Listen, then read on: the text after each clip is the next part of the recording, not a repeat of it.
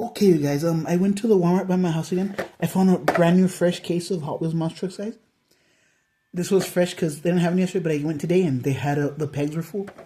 So here's another 2025, guys. Shark Wreak Hot Wheels monster trucks, part of the Beast Basher series.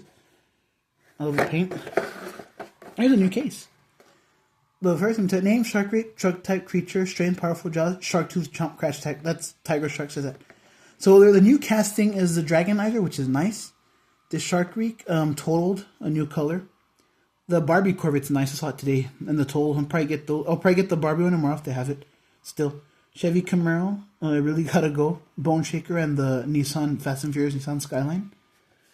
Pretty cool. Without further ado, let's go ahead and crack this open.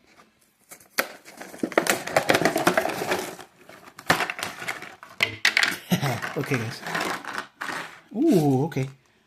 So this one's nice. Let me put the flash on it real quick. Look at this, guys. Isn't that cool?